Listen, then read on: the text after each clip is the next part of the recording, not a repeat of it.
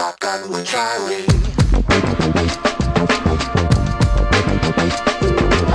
Riding shotgun refers to the practice of sitting next to the driver in a moving vehicle. The term riding shotgun came around after the time of the stagecoach, when somebody used to sit next to the driver holding a shotgun, in case they ran into bandits. My name is Charlie Cook, and I drive a lot. I like to talk to people while I'm driving, so I interview people in my car while I'm driving. Welcome to Riding Shotgun with Charlie.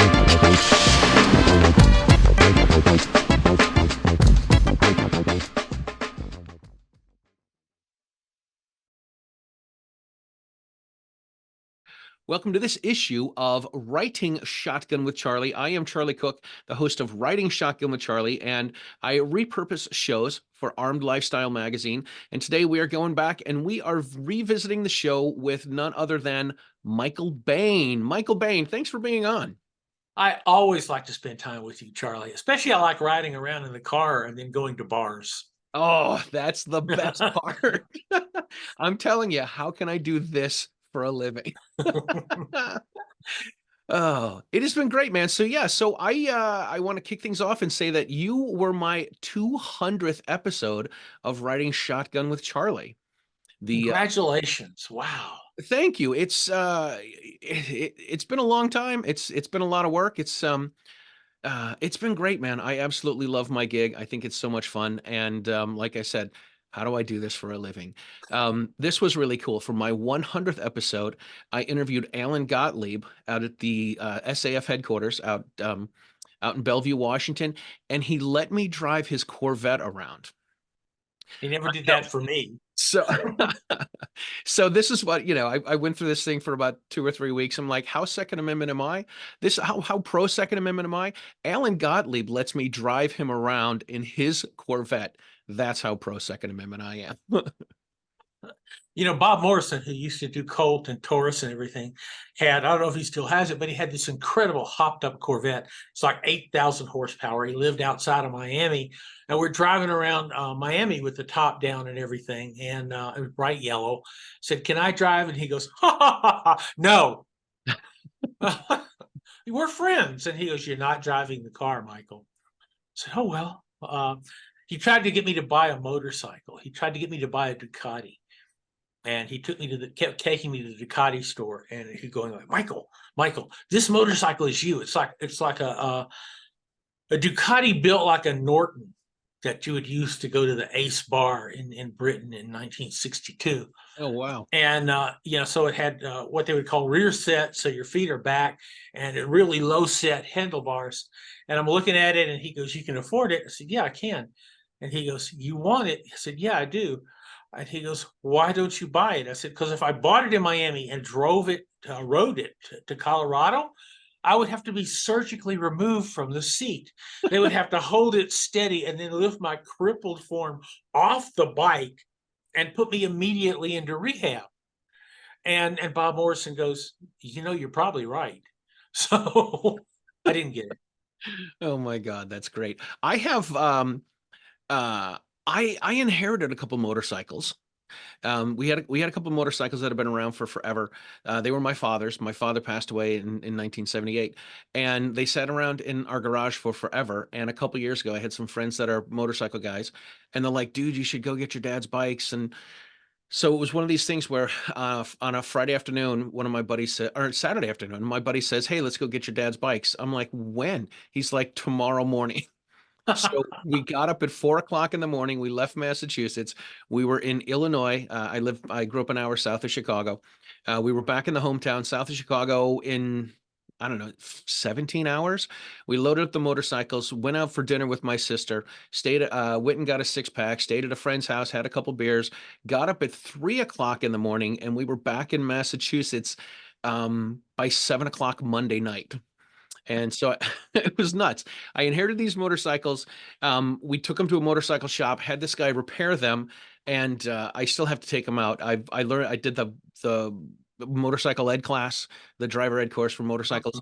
Yeah. I did that, and other than that, in the summer of, oh my gosh, think it was 2019 or 2020, doing a little bit of motorcycling with some friends. That's the only time I've ridden, but I've got a Honda Goldwing and a Harley dirt bike that are sitting in storage that I need to get out this spring.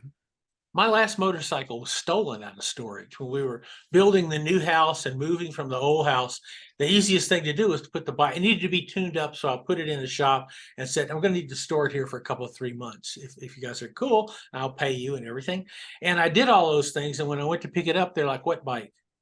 Oh, I said, "How does that work? What bike?" And they're like, "Well, we don't have it."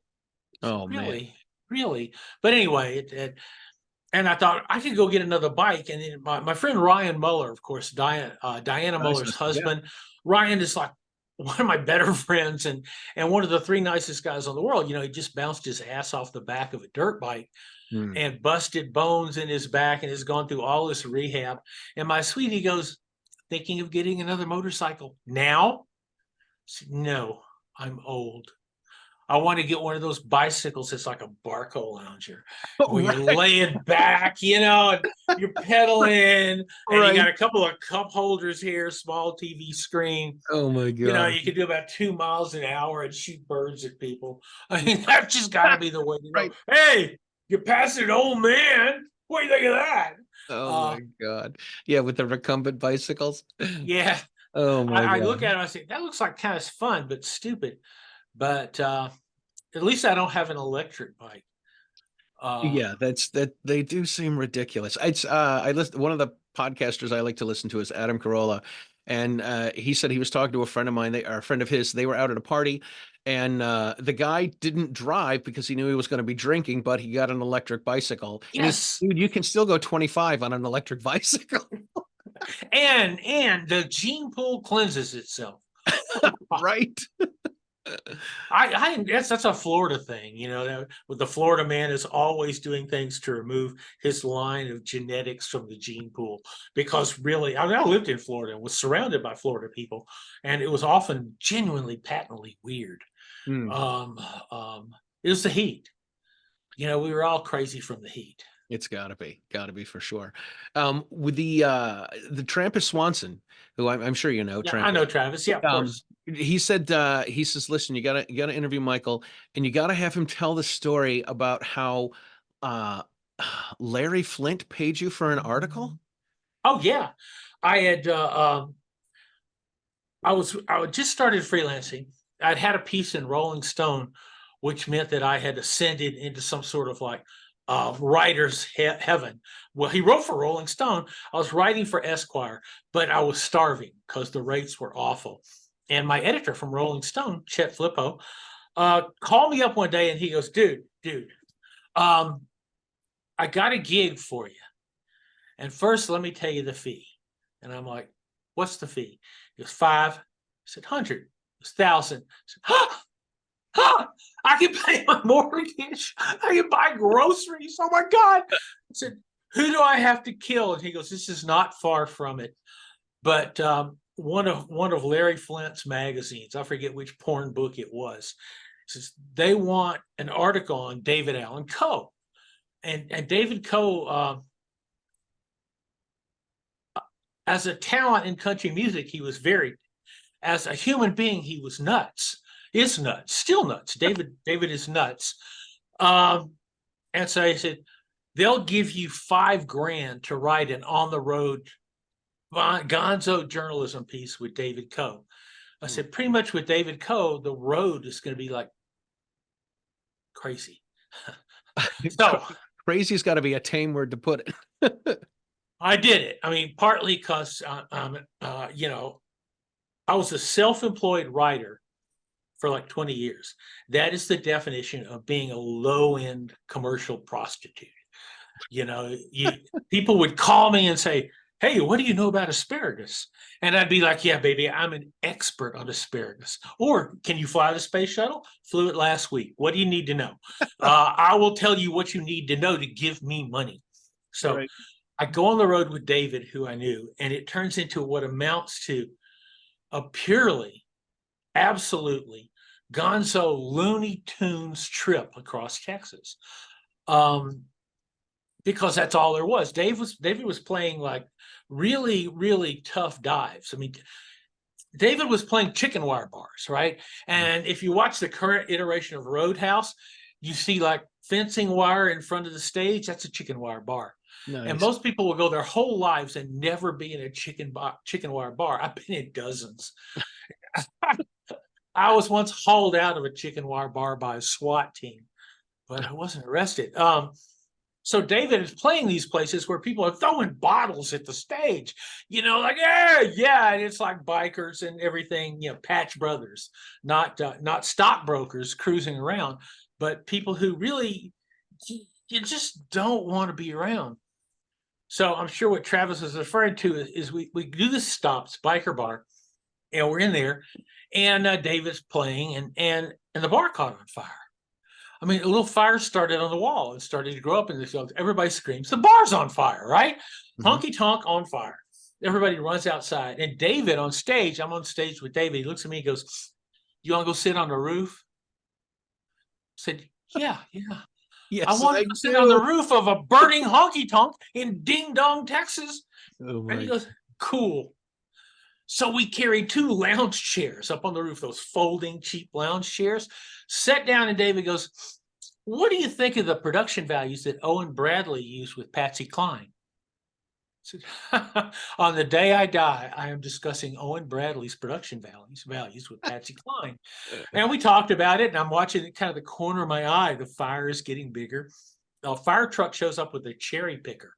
The cherry picker takes Dave and I off the roof. And we go down, and all these bikers come up to me, and they're like, you look normal, but there's something wrong with you. You're okay. You're just batshit crazy, aren't you? It just doesn't show. I said, yes, that's correct. Oh my gosh. And David used a line that basically launched my career for crazy journalism. David used a line that said, 85% of the women I've known, it's a sexist line, it's really bad. I'll probably go to hell. Everyone already is. He goes, 85% of the women I've known in my life, I've only seen the tops of their heads. That was a lift out in the article. And basically, that's how you get made as a lunatic journalist. Right. But later, oddly enough, I mean, I wrote for her off and on, and Larry Flynt bankrolled a magazine for me. Actually, he didn't, his company did, because he was in the hospital or something. And it was an extreme sports magazine. And it was going great. Larry gets out of the hospital, and I'm out in LA, and Larry says, decide to close that magazine, but I want you to work as an editor of one of my magazines. And I said, this is kind of what I don't want to do with my life, so I'm not going to do it. And I ended up, I said, I'd like the rights back. And he goes, I know we contractually gave you the rights back, but what are you going to do? I got more lawyers than you. I said some really relatively ugly words. And he looks at me, and he's sitting there, and he goes, I can have you killed. And I said, you better get it done first time, Ace, because if you don't, I'm going to shoot your ass out of this wheelchair. Oh my God. I'm thinking, this is, Wilshire Boulevard in LA, and I've just threatened a guy with a lot of money and mob connections.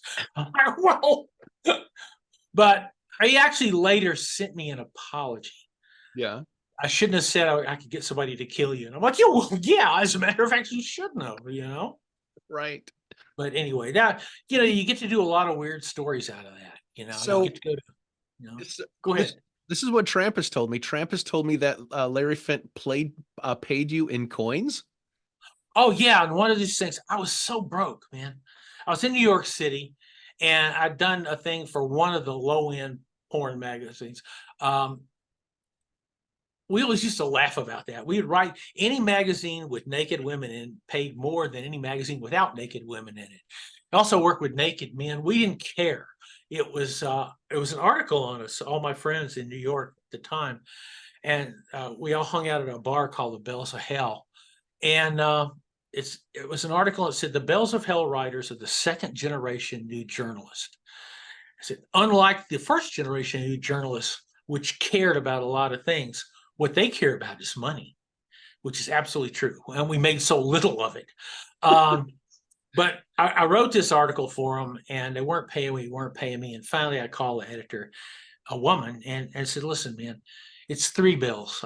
I need 3 bills really, really badly right now. She, come on down, pick it up in cash. And I'm like, cool. So I went down there on 42nd Street, back when 42nd Street was a place where you really didn't want to be unless you liked peep shows. And I go in and she has a sack on her desk and she goes, here's your 300. In fact, we kicked it up to 3.5. I said, oh, that's great. So what's this? And she goes, $350 in quarters from the peep machines. Oh They my were gooey. Right.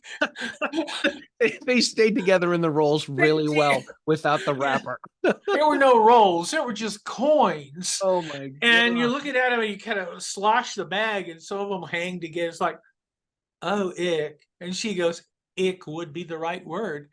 And she goes, there's a bank down the street we do business with. And I went in with this sack of gooey quarters, set it on the counter, and the woman goes, from such and such? I said, yeah. And she goes, oh, ick. So this was nothing new. No, it's like, but I got the money and I even declared it on my taxes. I wish there had been a little line that paid in icky quarters, but That's it's fun. It's fun. It was a fun career to have at a time when you could make money as a freelance writer, where you could do a lot of weird things. I spent time with the Klan paramilitary training group. I did a lot of weird shit. It was funny. They picked me up at a Waffle House. I negotiated my way in. They picked me up at a Waffle House in Alabama. Where else at 4 a.m? Where else is a Klan going to pick you up at a Waffle House? And they had to put a hood over me. The whole stupid package. Yeah. I didn't ever tell you that. I'm in the truck and they take the hood off. Dung, a couple of guys there, and right in the seat between me and the driver in the front of the truck, there's a nickel-plated 1911. And the guy looks at me and he goes, "What do you think of that, Yankee boy?" I said, well, 2 things. Number one, I've got one just like it on my belt, and I am better with it than you can freaking imagine. And so number 2, I'm not a Yankee. And so he goes, "Oh, you ain't bad." I said, whatever. Let's go watch a peckerheads pretend to train, which is pretty much what it was. That is too much, man. That is too much. I did the cockfighting tour of the South, the major cockfighting thing, which is that's where I lost my first rental car. It's good to know that I've lost more than one rental car. my first rental car. But I mean, I parked it out in the bayous and then it went away. And when I came back, I said, I lost a rental car. And they're like, it's okay, Michael. It's okay. Are you dead? I'm like, no, somebody threw a knife at me, but it missed. And they're like, oh, okay, that's good. It was very strange. I mean, driving around with people watching hundreds of thousands of dollars bets being paid on chickens. Oh my and God. At the main venue, which was at that time in Sunset, Louisiana, which is an apt name, all the dead chickens went to a soup factory down the road. That was great. You are eating a champion. Right. There was I used to teach in Somerville, Massachusetts, and on one of the roads there was a sign with an outline of a chicken. It said live chicken, fresh killed. And I'm like, holy moly, man, where am I living here? This is crazy. It was fun. I wouldn't trade it for anything, because you got a chance to. Rolling Stone sent me to a church in somewhere, Mississippi, Alabama, somewhere, and where the sacrament was burning rock and roll records. And I had a great time, man. I'm throwing records on a bonfire. I'm fighting Satan by burning old Bob Dylan albums. Woo, woo. And the minister goes, "You're not what we expected." So I'm having a big time. And I interviewed the parishioners, and because the theory was that rock and roll made you oversexed. And so I'd be talking to these like 18, 19-year-old people, and I said, "Are you oversexed?" And they would say, "Do we have to tell you?" I said, "I'm from Rolling Stone." Yes. So it's official. And it was great. We have these weird conversations. That's But other than that, I just hung out. Other than that, you just hung out and took it easy. Yeah, yeah. You legit, man. You have the craziest stories. I absolutely love them. I do. I was as I was editing the show, you would bring up an article about Charlie Daniels, and I'm like, did he really write an article about Charlie Daniels? And I Google search it, and lo and behold, it comes up. And there's another interview. I Google search it, it comes up. I'm like, oh my God, it's obviously true. All of these insane stories. Dickie Betts from the Allman Brothers recently passed. Yeah. I'm amazed he made it to 80 years old. But Dickie did this. It's one of those things that has entered rock and roll mythology, and sometimes I'm attached to it, and sometimes I'm not. But in fact, we're on a it was a package tour, Southern rock package tour. Marshall Tucker, Allman Brothers band, Charlie Daniels, I forget, Wet Willie, somebody like that. And so I'm in the green room, because it's got an air conditioner. We're in the South at a big venue, and I do not remember where the venue was. A big field venue, open, maybe 100,000 people, something like that. And I'm back with Dickie and Tommy Caldwell, who's one of the founders of Marshall Tucker and a good friend of mine. And we're talking about the road and everything. And we're, possibly adult beverages were involved, but we're talking and drinking and talking and drinking. And they're like, oh, the road. And Dickie goes, hey, Michael, let me show you something. And Tommy Caldwell starts laughing and he takes my hand. He goes, come with us, Michael. And he takes me out on stage, and they're between sets, and it's like 800 degrees, midday. And literally there's an ocean of people, like I said, 100,000, maybe more, just stretched out, all that. And of course, so they walk out on stage, and it takes a minute for everything to cycle, where the crowd realizes that two legends, two gods of Southern rock are on stage, Dickie Betts and Tommy Caldwell. And Dickie thumps the microphone and goes, bump. And so everybody's looking at the stage. And I think it was Tommy that said, I forget who said it, but he goes, hey, say hello to my friend Michael. And so 100,000 people said, hi, Michael, in this massive wave of energy that like sweeps in and rolls across you. And I was smitten quiet. I'm like, ha, hi. And Dickie and Tommy are laughing their butts off. And as we're walking off stage, they go, tell Mikey you love him. And they go, we love you, Michael. Like, and Dickie goes, see? I said, how do you stay sane? He goes, none of us are. No kidding. Like when I guess it took me a long time to realize this, but when guys, rock stars, musicians, celebrities, whatever, when they get used to all of the craziness, then they go home and that's not crazy anymore. You've got to find a way to maintain that buzz. This is how they end up hooked on a lot of stuff. It's true. I mean, I was on the road a lot. On the road with magazine articles, on the road when I was editor of Country Music Magazine, on the road with musicians. And then when I got into television, gun television, I think I told you, last year I did television full time. I was out 160 nights, which is touring rock star level. Yeah. And what that means is when you go home, you're screaming, raving asshole. Mm. Because you've settled into a life that you're used to on the road, which is like utterly narcissistic. You're Yeah. eating out all the time. There's other people there to help you do that. Even as a producer in television, television is an addiction and a disease. It destroys you. And my friend Robert Crace, the novelist Bob Crace, who writes the Elvis Cole suspense novels and written a bunch of movies and stuff like that. But I was talking to him one day, and he'd been in television writing scripts. And the reason he quit is he was writing for one of the science fiction movies, and he wrote dialogue for a talking dolphin. And then he goes in, and one of the assistant producers reads the dialogue aloud, and the guy's like 22 years old, and he looks at Bob and he goes, no dolphin would ever say this. And Crace goes, that's it. I'm out of here. Boom, bang, out the door. I'm out of television. And when I said, I'm doing all this television stuff, and he goes, you will live to regret it. I said, I said, but I'm going to do it. And he goes, yeah, you're gonna.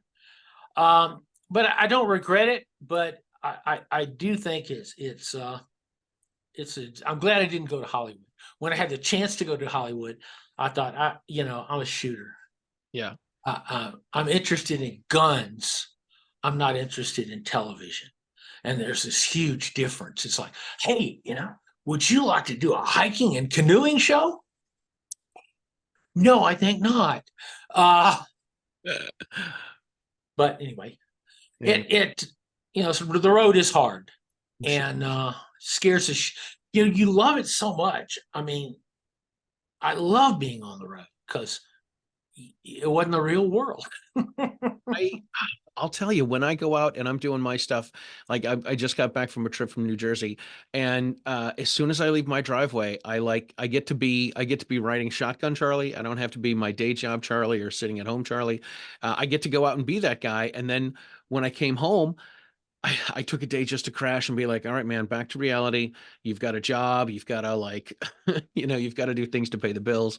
And yeah, it's not, I'm obviously not hooked on drugs or anything, but it's weird to have that. Like you go, when I leave, it's, all bets are off and I'm up for, wherever, going someplace or doing, doing things and hanging out and whatever, smoking cigars and shooting clays and whatever. But when I get back, it's like, oh yeah, that's over, Charlie. You gotta go back to reality.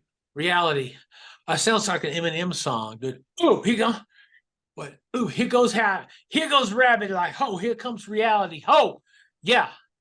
And you got to do all those things. You got to make money.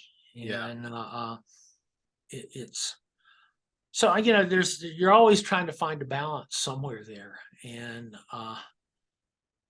the more you're kind of out with people, and the people who survive on the road are people who are good at it, which means none of them are wired together all that tight. Right. Uh, All right. We've only got a couple of minutes left. Again, I appreciate your time. This I really really love hearing all the stories and all the craziness, and it makes me think that I need to live a little, push my limit a little bit, which with things, which is pretty cool. Um, how can people find everything Michael Bane? michaelbane.tv. I do weekly podcasts, which I've been doing for the last 20 years, which is a stack of bullshit able to actually reach Mars now. I do a weekly video, a triggered weekly video. I do a lot of new product stuff and kind of what's on my mind. By the way, I'll just throw this out here. I know we can't talk much longer. What's on my mind now is, when did we forget that there's a difference between an opinion and a fact? Good. Because within our culture, this is something you should follow up on, Charlie. We have forgotten. People act like an opinion is a revealed truth. Nah, it's just like everyone has one. Right. It's just like an a-hole. Everyone's got one and it stinks. That's right. But yeah, it's